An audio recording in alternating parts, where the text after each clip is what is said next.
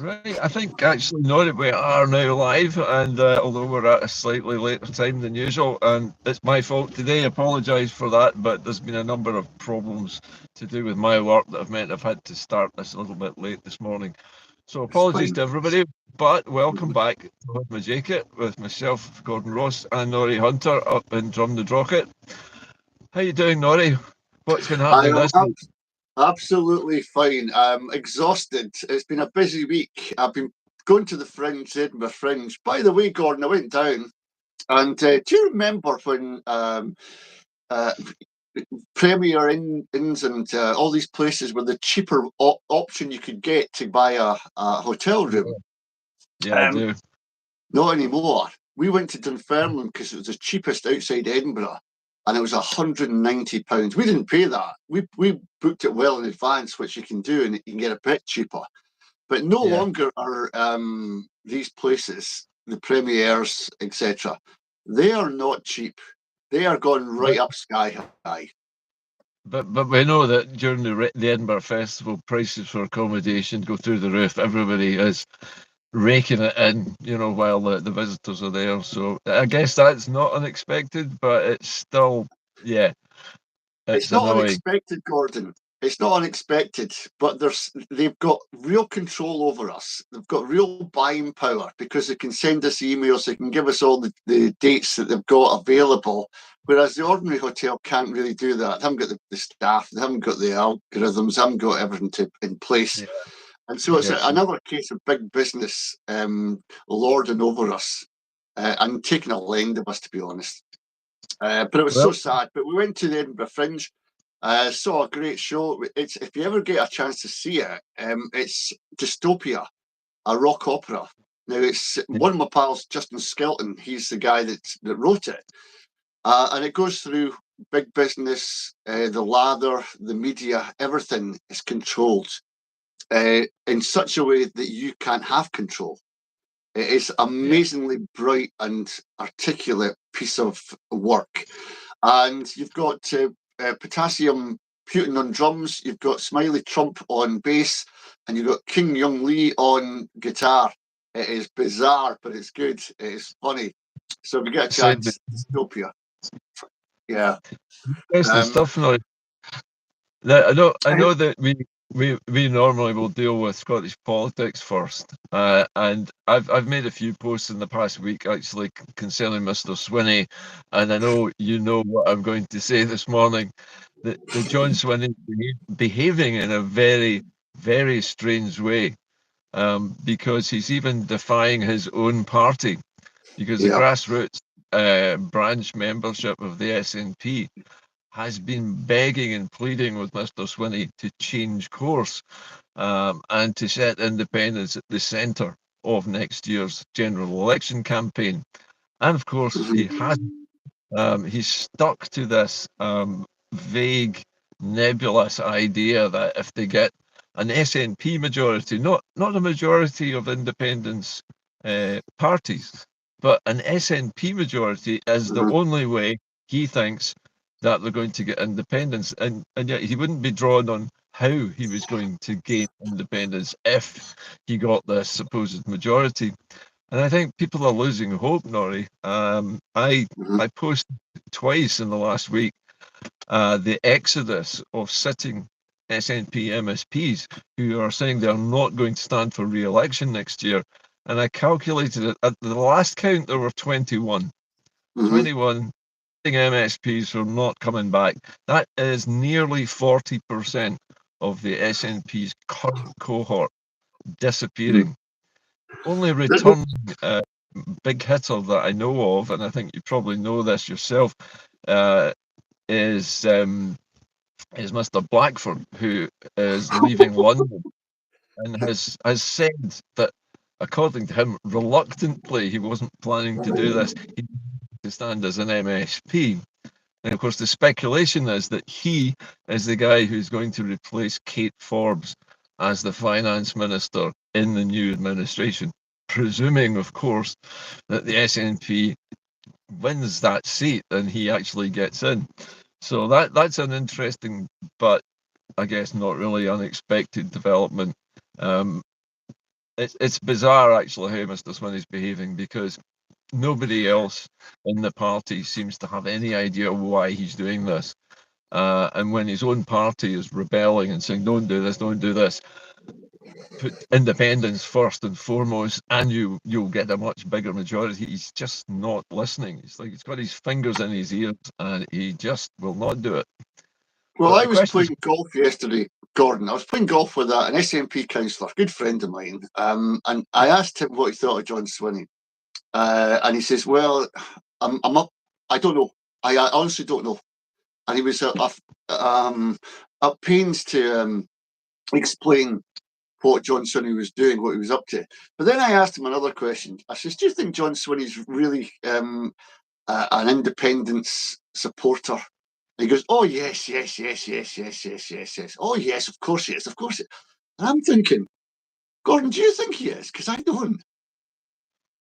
I think John Swinney likes the idea of independence. I mean, somebody once said, I think it was Benjamin Britten said, the English hate music, but they love the noise it makes. Swinney's a bit like he doesn't like independence, but he likes the success it brings him in elections. And so I Yeah, think he's quite happy to say that he supports it as a sort of ambition, as a something that you can aspire to. But he's never going to get there because he's never made any plans to get there. It suits him for electioneering purposes, and I think many commentators have said this. This is electioneering. It's not campaigning for independence. It's not no, putting Scotland's liberation at the forefront of SNP policy. It's just yeah. simply, which is very sad. One of the things you picked up on there, Gordon, John Swinney is putting party before country, and this is what's getting a lot of people's backs up. They don't want to see the SNP go through the rigmarole of the devolutionism that John Swinney adheres to, because, as you rightly say, it's got him where he is. He's not going to be short of a bob or two. He's made his cash. He's made his money. I wouldn't have his job in a pension. I would never do that, because if I was in his position, and I think others have said it before me, I would be going all out, using every conceivable message, every conceivable method of Yeah, winning independence. I'd be up there with Sarah Salyers and Alf Baird and supporting their cause, going to the European Union. Even though we're out of it, we can still go through Ireland and across, and we say, Ireland, look, could you back us in this? And he's got connections. He's bound to have. So you would be at pains to try not to do all that. And yeah, this beggars belief. Why, John? Why? What are you yeah. doing? And you know, I noticed. the more we read I things was, like this, Gordon, yeah, Doon Gordon, Alf Baird, don't know. if you haven't got it, I'll explain to you where Scotland lies. But I guess, Gordon, we were talking off air about the whole world. In Canada, Nova Scotia, they're having problems. In New Zealand, they're having problems with big business taking over their land, their sacred lands, taking away their freedoms. It's not just a Scottish thing. We have to look at the bigger picture of what's happening here. And we can see the signs of this neoliberalism, this big business, in the houses that are getting built all over Scotland, in the wind farms that are getting built. And we've got another thing to worry about. Estates. We've never spoke about this, Gordon. Estates. I was away for a walk 3 days ago, and I came to a sign and it said, trespassers, no trespassing. This is private land. This is Scotland, I thought. There's no such thing as trespass. I can go where I want, as long as I'm not making any trouble and causing any mess. So I walked up, and there's barriers, and there's gates, and there's fences. So I went online. This is Balmacan Estates, right? And there's other ones around here. Yeah. You go on their website, and there's not a website. You go on a Google search for them. Sorry, you can't find anything. You can find nothing about them apart from the fact that they're listed in the custom house website where you can In see companies, what they're up to. Aye. And they've got aye. two names on it. And it says it's owned by the McPherson clan. There's no McPhersons attached to it. What is going on, Gordon? Who are these people? What are they doing in our land? And what freedoms are they taking away from us? This isn't just in That's Drumnadrochit. This is all over the Highlands. so. So you're saying that this is Balmacara Estates, Balmacan.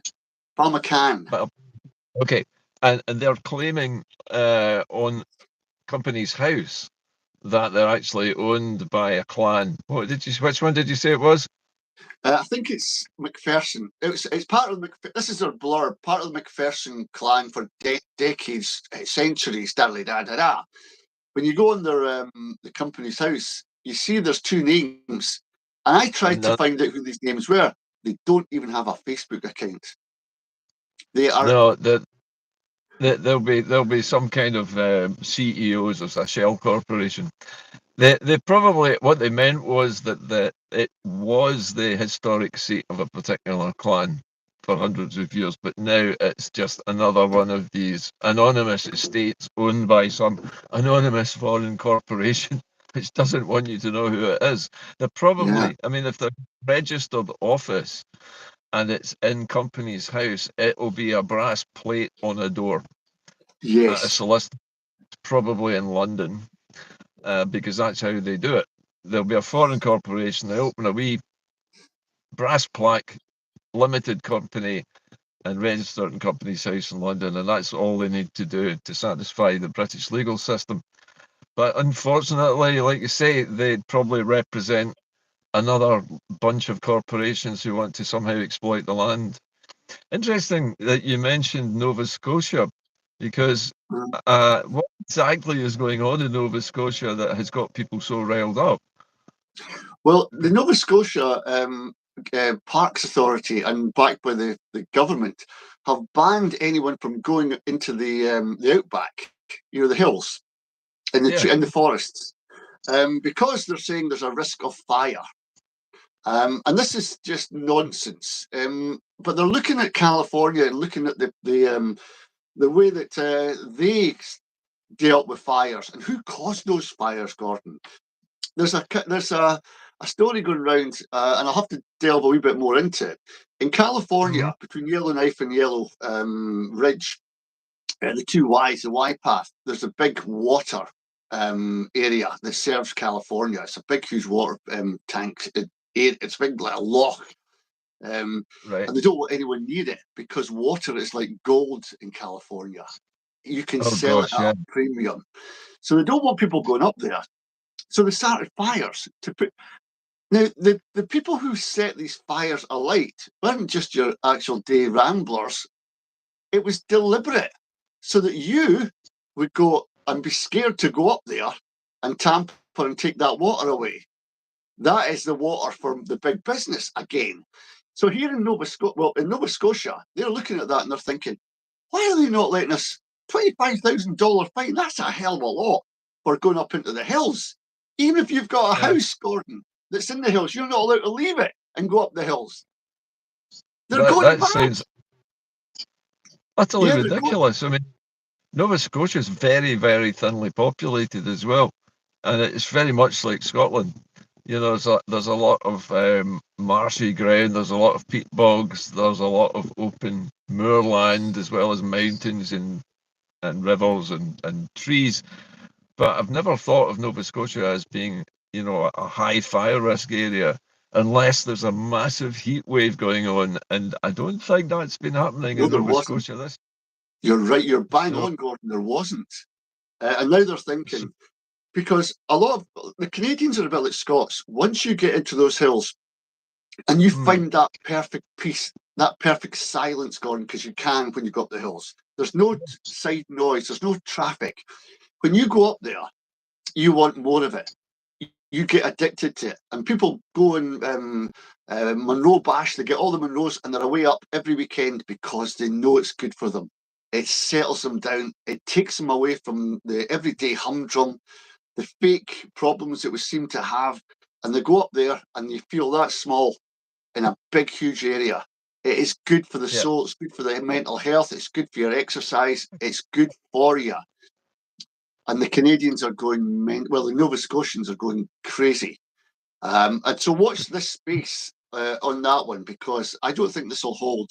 I think the Canadians are very, very noisy. Let's put it that way, and they'll do something about this. I noticed recently I've been watching the feeds about Greenland, and remember the big stooshy that Trump caused by saying America should take over Greenland for national security reasons. They already have two bases there. One is gigantic, and then a big military aviation base there, what used to be called Tula.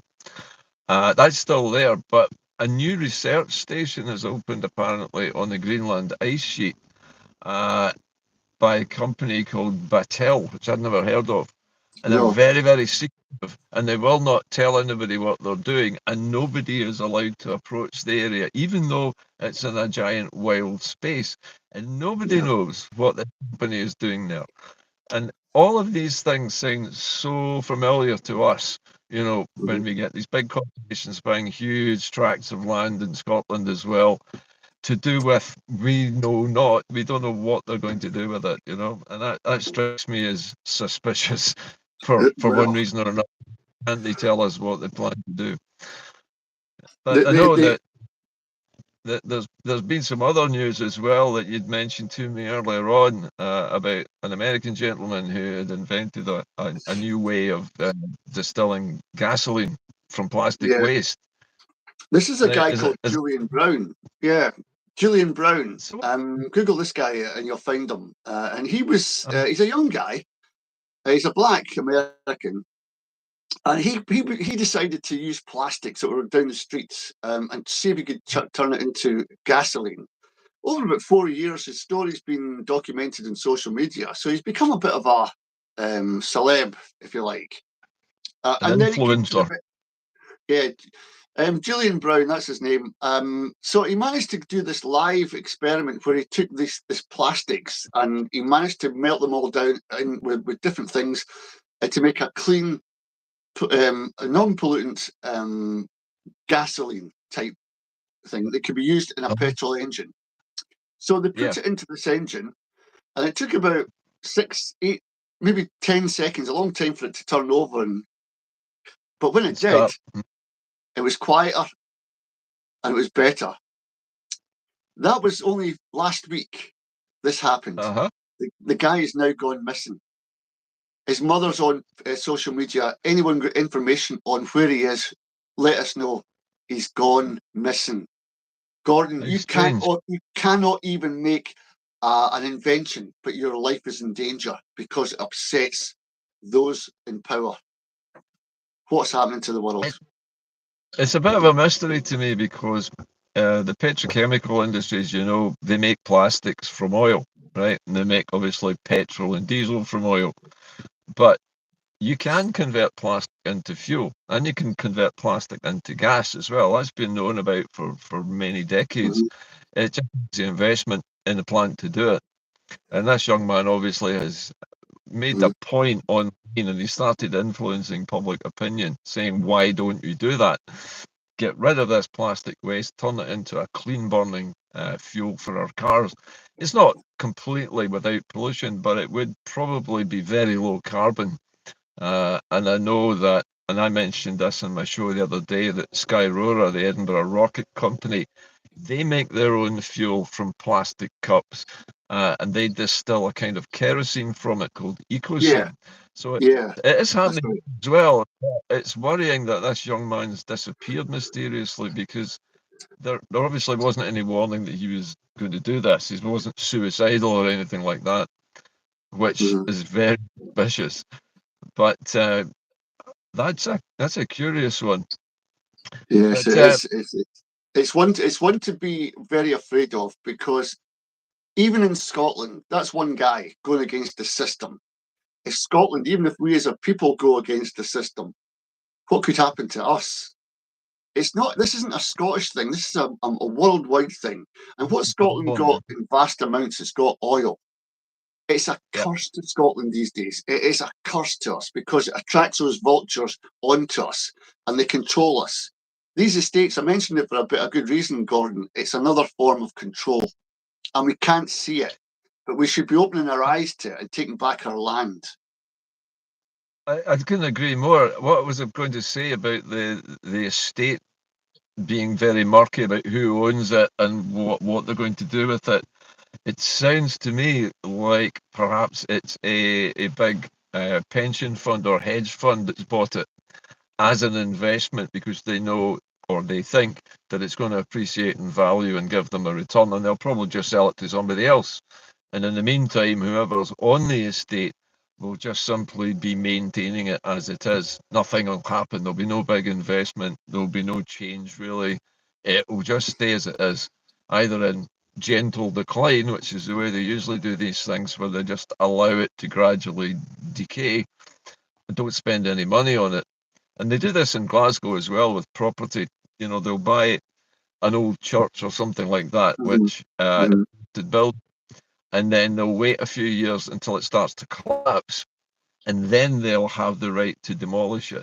They can't demolish it while it's still intact and while it's still a robust building, but once it starts to crumble, they can find an excuse to demolish it and build modern housing on it. So this has seen a pattern across the city for decades. See, and this brings us back to politics, Gordon. Are we asking a lot of the SNP when we know this is going on all around them? They've got to tread really carefully, don't they? Well, the thing is that they seem terrified to do anything. John Swinney seems to be completely paralysed politically and is unable to construct any kind of positive policy whatsoever. It's just more of the same. Somebody, I think Peter Bell, described him as attempting to manage his way to independence. And you can't sort of get independence by doing nothing, which seems to be the policy of John. And I feel very desperately sorry for friends in the SNP, grassroots members and branch members who are so desperately trying to influence their leader, and he's not listening to them. He should be, because they're the people who know what's popular on the doorstep and what will not only win an election, but also gain independence, in the process. But he's not interested, apparently. He's just not listening to anybody. And I fear if once Kate Forbes is gone and she is replaced, and if it is what's his name from the Croft, or what's his name? The Blackford. Blackford. If Blackford is the replacement, he is again very much a libertarian. He's a sort of managerial type of guy with the best will in the world. He talks very well about independence and he's very eloquent, and I don't doubt his skills as a politician, but again, he has no policy. It's more of the same. It's managerialism. It's fitting with the neoliberal world around them, and Scotland is just going along to get along, really, as far as I can see. Well, Gordon, can I tell you, I was at a St Andrew's function at the SNP, was invited to as part of the press, and Hamza Yousaf was the First Minister, and Ian Blackford was there doing a fundraising thing, and Jamie Hepburn was there. First up was Ian Blackford, and all he did was, the bad Tories, Labour just as bad, we've got baby boxes. Tell me something I don't know. Tell me something I don't know. But it was all going through that rubbish. Then Jamie Hepburn came up speaking about his vision for being independence minister. Where's that ended up, by the way?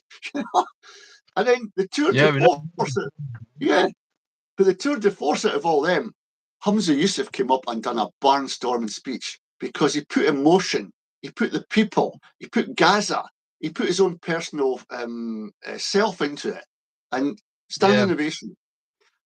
Which one of those is still there, and who's coming back? Yeah, exactly. That's the point. That keeps moaning about the Tories. Yeah, and Hamza's gone. The problem Hamza Yousaf faced right from the outset was his ethnicity.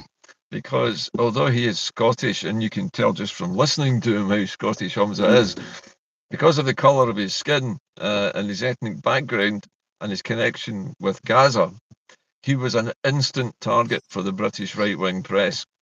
You know, he was connected to terrorism. He was, he was enabling terrorism and all this.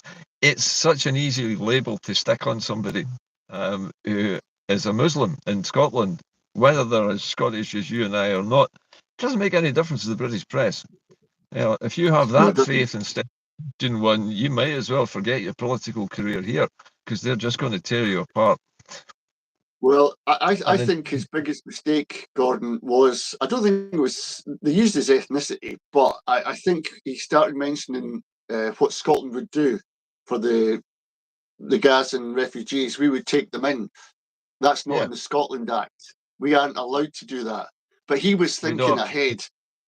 But that's what tripped him up. And they're on him. It's not, I don't think it was the press. I think it's the Westminster government saying, hey, wait a minute, you, that's well within, out with your competencies. Shut it, or it'll make it difficult for you. There's things going on we don't know, Gordon. Technically, that's true. Westminster would have told him to stop talking that way because he has no control over migration or immigration.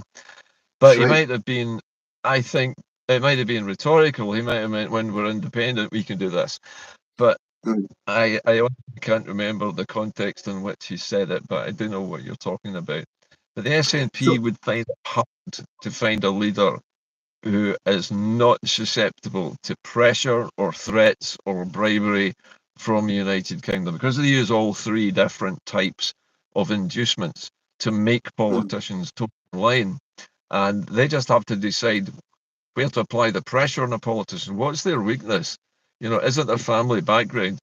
Has he had affairs? You know, has he got a string of broken marriage?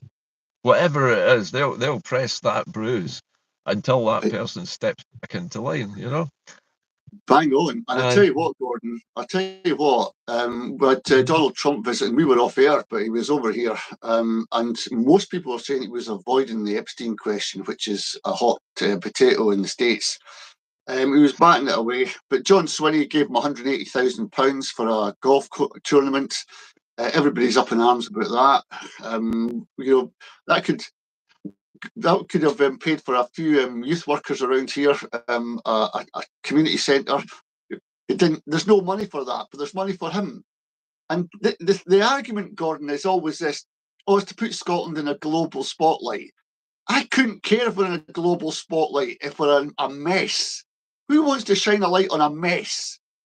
I bet Gordon, Donald Trump didn't go around the schemes of Wishaw and Hamilton and say, oh, this is great, Scotland's great. He wouldn't have. But he sees the best we've got. The facts don't support this this assumption that a Scottish First Minister has to bow and scrape before Donald Trump, or any American president for that matter. Donald Trump's golf courses, his resorts here in Scotland, make massive losses. None of Trump's hotels, resorts, or golf courses makes any money at all.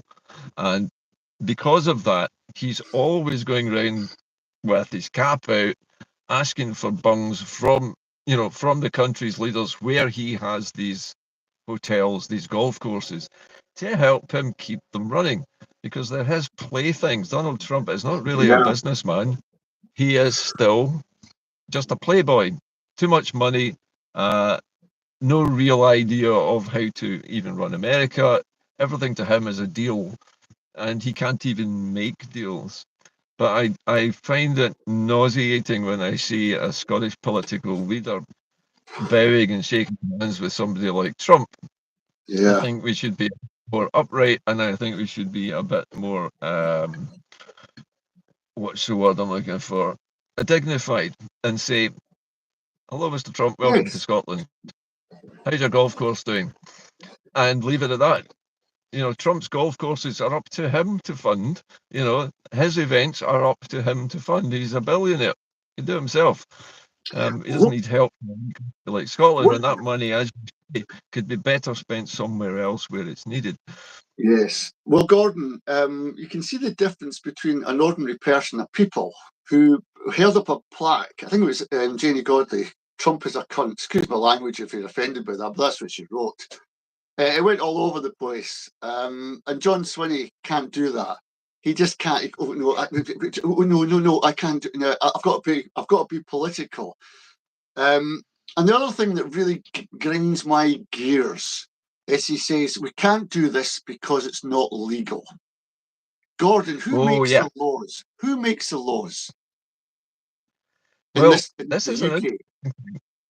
Remember, this was Mr. Swinney's response to a motion by his own party, by his own branch activists, who came up with a way in which the SNP could progress independence in a practical way, using the general election as a sort of springboard and having other elements in the plan. And he says, oh no, that won't work. And it won't work for this reason and that reason. But the whole point of making an independence campaign and actually carrying it through is to defy British rules. It's not to go along. The whole point is to say, no, we're not doing what the British state says, we are doing this. And the Scottish government has the powers to do that, and we're going to use them. And tough if you don't like it. Because if you don't do that, you're not going to win independence at all. You're just going to go along to get along. You're going to stay British, and you're going to have Union Jacks stuck all over absolutely bloody everything. And do you know what? I saw something the other day, Norrie, that I hadn't noticed before in Maryhill. I drive past the fire station on Maryhill Road regularly. And until very recently, there's always been a saltire flying outside that office at that big fire station. Yesterday, there's a Union flag there. That's the Gordon, first time I've noticed. Can I stop you there? Because, and it's, I'm not trying to trip on your toes here, but I went past the Bewley fire station only last week, and I was amazed a fresh, clean Union flag was above it. Yeah. Now, who's ordered that and why? Wow. Because the Scottish Fire and Rescue Service is devolved, as far as I'm aware, and it is not required to fly the Union flag. It's not a form of government. It doesn't have any particular reason to fly a Union flag, and it never has until now. So what's that all about? Are we going to see more of these on every other? Are we going to see them at police stations now? It's becoming like it's turning into Northern Ireland. They'll be painting red, white, and blue bloody curbstones. And this is something I really resent, and it worries me a lot that the UK would take this kind of action and Ulsterise Scotland in that way, because we are not Ulster, and we don't work that way. You know, that's not the way Scots roll. See, that brings us on to another question, Gordon. That's a really good point. So if we don't want to go down that Ulster road, which I agree with you actually on this, it's a dangerous road. It's the divide and rule, and it's to make the worst of us. It's not to make the best of us. If you've got hospitals called the Queen Elizabeth II Royal Infirmary, etc., etc., everywhere you go in Scotland, there's statues to Victoria and Albert. I couldn't give a toss about these people, you know, but they're forced on me and I have to walk past them. And then you get John Swinney, and I saw this again, it was repeated. He's bowing, head bowed to King Charles. You do not do that if you're a sovereign Scot to foreign dignity. You do not do that. A shake of the hands is quite enough. But to do that, and the pictures are taken, and Sturgeon was the same, they're all at it. Why? Why are they adhering to this? Because that's British royal protocol. And if you're a British subject, in inverted commas, you must bow, and you must, I think the honorific for the king is Your Grace, if I remember correctly, or His Grace the King. Anyway, I know. In Scotland, it's Your Grace. In England, it's His Majesty. In Scotland, if he really were the King of the Scots, he would be Your Grace. He wouldn't be His Majesty. So what would happen to me, Gordon, if King Charles came to drum the Drocket and I went up to him and I gave him a fist pump and that was it? I don't think Well, anything would happen. I'd be I tell put you a in story. jail. No, I'd be put in jail. listen, not many people know this, Nori, but when I was 16, I won an award. I had to receive the award inside Buckingham Palace from the Duke of Edinburgh, the Queen's husband. Right. And I remember going up to shake his hand and accept the award. I didn't bow, and I was only 16. I didn't bow. I just said hello. I shook his hand. I said thank you very much. He and I had a really good long conversation for about 40 minutes about sailing because Wow. we had a. Despite the fact that the Duke of Edinburgh gets a bad press, you know, for being a bit of a relic and being a misogynistic old fool, yeah, he was a really funny guy. He told amazing stories. He was so fascinated by the work I had been doing. He actually organised for me to have wind tunnel tests done for free at a university, and also arranged for me to become an honorary member of two scientific societies at 16. Gordon, Just because we shook hands and we had something in common. And I never bowed to that man, and I wouldn't have bowed to him even at 16. Gordon, can I suggest, even so curtly, that you're a 16-year-old boy? That guy loves 16-year-old boys. Do you know what I mean? There could be an ulterior motive to all this that you were sucked up in. Well, I don't maybe know. not in this case. This was just plain. We had the same hobbies and interests, but you know, honestly, being in Buckingham Palace, I was not overwhelmed by it. No, It felt like totally underwhelmed. it a museum. I felt like I was in a museum. And meeting the Duke of Edinburgh, yeah, I'd seen him on TV before, but to me, he was just an old guy. You Do know, you know even the at best 60. image? Gordon, the best image I ever got of King Charles was when he was in the Bahamas and they were saying we are going to have nothing to do with Britain anymore. This was after COVID. And Yeah. two women, one was the Prime Minister and one was the President, they were in the front and he was trailing at the back. He was like an old man, which he is, in a great Yes. a safari suit that was too big for him and his head was bowed. He just looked like an ordinary tramp. So here the thing is, Gordon, these people are put up on a pedestal. They're better than us. At the end of the day, they're the same as us. That's why I love the sovereignty thing, the claim of right. Nobody's better than anyone else. We're all the same. No. We're all Jock Tamsons, Bairns. And don't act as if you're better than me when you're not. That's what I hate. People who get above their station with very little. I mean, the Scottish cultural doctrine has always been the same.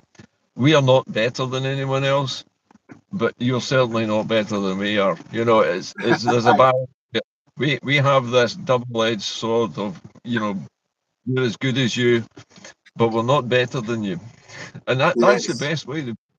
You're equal to anybody, anyone you meet in Hmm. life, another human being. We have to stop all this hat doffing and I forelock know. tugging and scraping.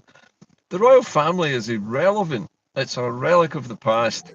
The British state, I should say England as the British state, loves its history. It lives inside its historical bubble.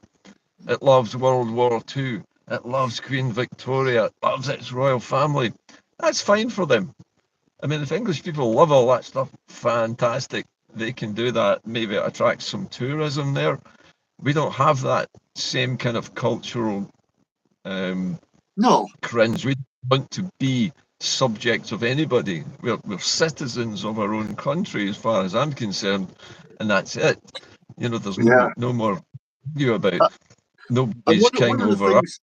one of the things, Gordon, that shape us is our country. Our hills around us, they're massive, and we feel smaller, and we feel that we haven't got to fight with each other all the time. Because even back in the old days, even if you were a doctor, you still needed food to eat yourself. So you relied on the farmer. The farmer relied on the transport to get the crops to him. Everybody relied on each other. Nobody was better than the other because if you took one of them out, there was a big gap, you know? Yeah. So You couldn't have medicine. You couldn't have, but if you don't have food, if you don't have a lorry to drive it, if you don't have, we're all important. That's what I'm trying to say. I actually think that during COVID, that became much, much more obvious. People like Yes, cleaners, yes, people of food, people who grew food, they became the most important people in society during COVID because none of the other buggers who did nothing but push papers around and press computer buttons, they weren't important at all. They had that's right. absolutely nothing to do during COVID. Everybody else was scurrying about, growing food, delivering food, making sure that people had what they needed. Doctors, nurses, everybody in the services, the human services, were the Yeah, most important people of society. As soon as COVID was over, we're back to business as usual. You're no longer important anymore. We're in charge now. We're yeah. taking over, and we're back to business as usual. Shocking. We learned nothing from COVID, nothing at all. But wouldn't it be good, It's just Gordon? Wouldn't it be great if we could paint the picture of COVID? That part where we could hear the birds sing because the traffic wasn't there. We could go out for a walk with our dogs. We could cycle out because there was no cars on the road because people weren't going to work. It was a yep. utopia for a lot of us. It was really, this I could buy this, buy into this. If we could Yeah. say a new Scotland could be like this, where we can have spaces where people can go, where we respect the people who really, really keep us alive in serious situations, and we respect everybody in our society. Nobody is left out. Nobody. Nobody. Well, the other thing, Rory, I agree with you about all you've said, but the other thing we forget in that equation about who's important in society is that the people who do the most difficult, dirty, and unpleasant jobs get paid the least. They Yeah. should be getting paid the. They're the ones who are having to put up with the most. The people that clean out the sewage pipes, the people that wash toilets, the people who sweep streets, people who farm and get covered in muck and mud, who deal with animals. All of those people are working their asses off and they get paid buttons, whilst somebody sitting in an ivory tower in a shirt and tie who's chatting to Making his money mate for on somebody. computer gets 10 times the salary. There's something badly wrong. That kind of inequality should not exist. And if you ever listen to Professor Richard Murphy, the economist and tax expert, he says the same thing, that the British economy doesn't need to grow. It needs to redistribute its wealth.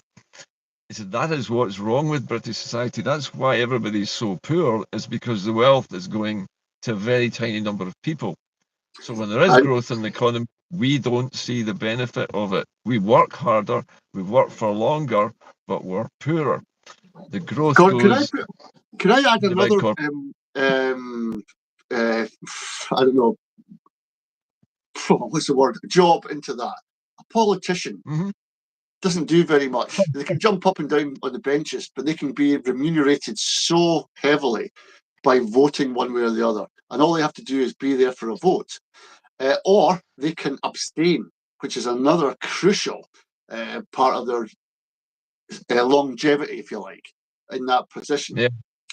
And they get paid an enormous amount. And what happens to these people in these political positions? They get delusions of fortune. I don't know, Rushana Ali, have you heard of her? She was the homelessness minister. Yes. And it emerged that she evicted 4 tenants from a property that she owns, and then re-let the place weeks after to people who could afford it. And she's dealing with the homeless. Yeah, she was the minister for increasing the number of homeless. Yeah. She wasn't there to solve the problem. She was making it worse. I'm not surprised Wow. she had to resign. I mean, why she was even appointed in the first place is a mystery. She's completely not the right person for that job, It's But when you that's a get people. It's when you get people, Gordon, who think they're bigger than what they actually are, and they take that onto the streets. I'm in the House of Commons. I can do what I like, because you can't be prosecuted when you're in there when you say something. It's no. you're safe as The, housing, and then you come the out highest. and it's got. Do you know what, Gordon? Rent increased a month 3,000 to 4,000. That's what she put it up to. And the people who couldn't afford the 3,000, where are they getting that a month? I don't know. They had to be pumped out. And she put it up to 4,000. I read somewhere recently that rents in Scotland over the last 10 years have jumped by 500%. Yeah. 500%. 5 times higher than they were 10 years ago. Yeah. There's no reason for that other than this. Everything is about money or power or both, or money, power, and oil.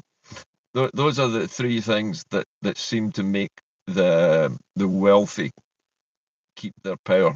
Basically, it's money equals power equals control, and that's they want it. They want to keep it that way, and the only way you can actually stop that happening is to have some kind of revolution. It doesn't need to be violent revolution, but it needs to bring the country to a complete standstill, so that these idiots can't make any more money. They can't make their businesses function. There's nobody buying the stuff they make. Nobody buys the services they provide. That's the only way. The only way you can fight against them is hit them in their pocket. And that, unfortunately, is stopping everything in its tracks. Well, Gordon, At least the one method is, we know that the banks don't hold loads and loads of money. Go to Richard Murphy and find out about cash and how it's made, and it's a misnomer. It's not what you think it is. But if you went to the bank, if every one of us went to the bank over this weekend and withdrew all our money, the banks would go bust because they haven't got enough to give out. And then you find out the charade that is the banks. They're only dealing with numbers. This is why they want to get notes out of circulation. We're becoming a card country. We use our card. We can't even give them. If I've got a bottle, Gordon, and it's got £2 coins and £1 coins, I thought I'd save up for a rainy day. It's worthless. Yeah. It's worthless. And I tell you another thing. You were talking about things getting dearer. On I think it was Instagram, I was just scrolling through, this guy, Scottish guy, he had a packet of crisps from 1980 and a packet from 2025, and he tipped them out onto scales. And there's about 6 or 7 crisps in the bag today for over £1 for when it was for a full bag when it was 20 pence. Yeah. So we're getting less and we're paying more for it. It's called shrinkflation. You'll notice that if you buy a multi-pack of something like Twixes, the packets are the same length as a normal Twix, but the bars are about 30% shorter. So it's like you're buying a Twix, but you're actually only buying 3/4 of a Twix for the same price. And this is how they do it. You end up buying less for more, and their profit margins go up, and we don't notice because they think we're stupid. They think we're too stupid to notice these things. But we do notice it, and it is happening everywhere. Portion sizes shrink, packets get bigger, but the product gets smaller. So there's more packaging. On that, Gordon, if you've got an idea to fight back against all this, i.e. have a garden, grow your own tatties, make your own crisps, it's quite easy to do if you want to do it. Then you'll find out how fatty they are, and you don't want to eat them. But if you want to grow your own food, have a garden. We've got kale, we've got cabbage, we've got tatties, all from the summer. We're all right, and we're eating them, and they're better than anything out of the shops because there's no fertilizers, there's no chemicals on them. But here's the thing, Gordon. Allotments in Scotland are being threatened. Allotments. The councils are going to. Yes. Councils own the allotments supposedly on behalf of the people. Yes. And the people rent them from the council. And long leases as well, lifetime leases, many of them. Yeah. Wants to sell them because they want to make money from property developers. Again, it's sickening, and it's the old story that money talks. These property developers know that prime sites, and there are many of these allotment sites in all kinds of cities and towns, are often prime land. They're often right in a very popular area, and they know they're worth a fortune. And the councils are being starved of funds by central government. So they think, I know, we'll sell these allotments and we'll just flog them to one of the big housing corporations and we'll make millions. Excellent idea. Throw all these old duffers off their allotments. Who cares? That's the attitude.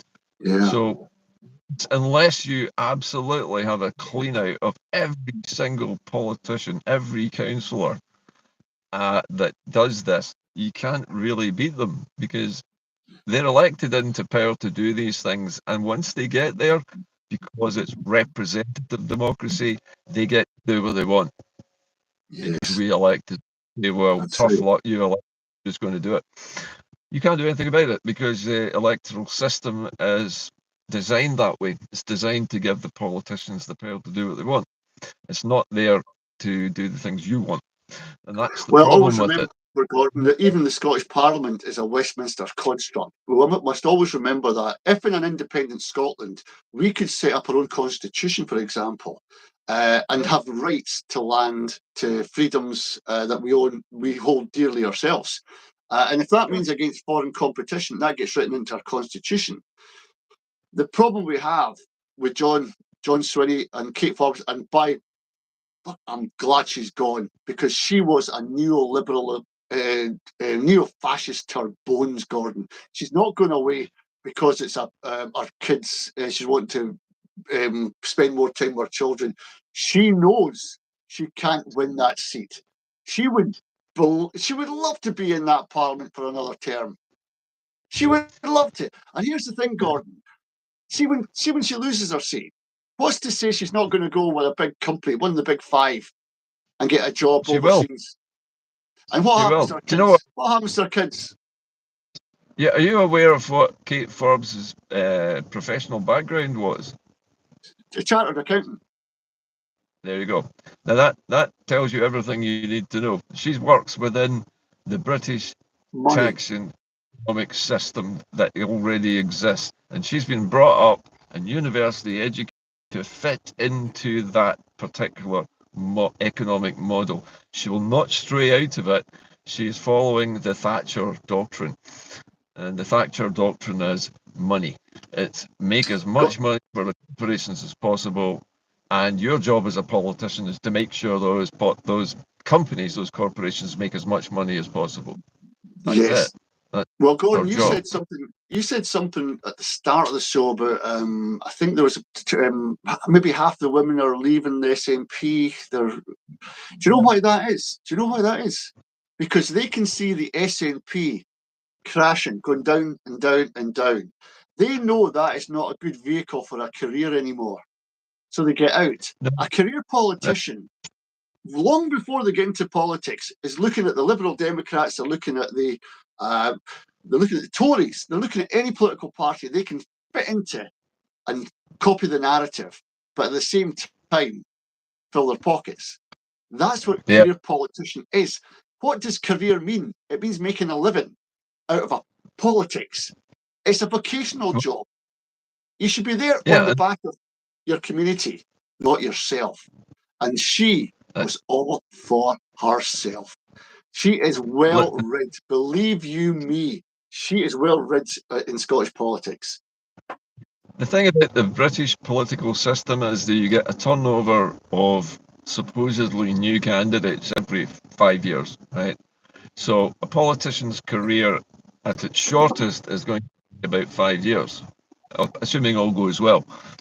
So in order to prolong a political career, they have to go along with whatever the political doctrine of the UK is. They have to fit in, they have to say all the right things, they mustn't stray into the territory of independence or separating Scotland from the UK in any way, because if they do that, career's over. You know, they're not going to get re-elected. And remember, a lot of SNP MSPs, and the SNP would tell you this, it's a broad political church. You get left wing, you get middle of the road, and you get right wing politicians, all in the SNP. It's like having all three British parties in a single party. The range of views, the actual spectrum of political views is all there.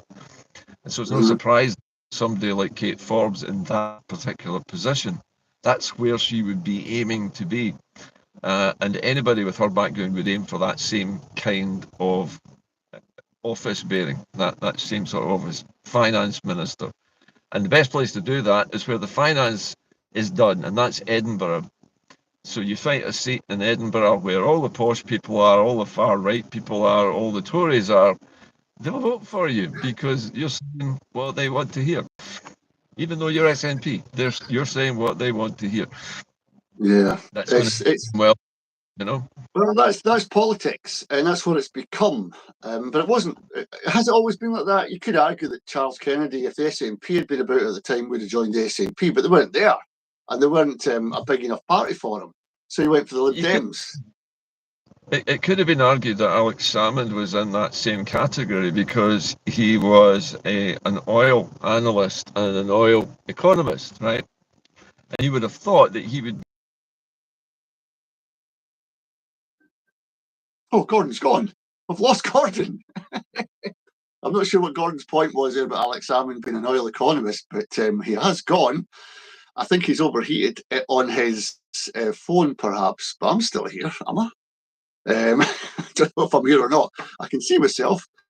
But we're talking about politics in Scotland right now and what is the best way forward.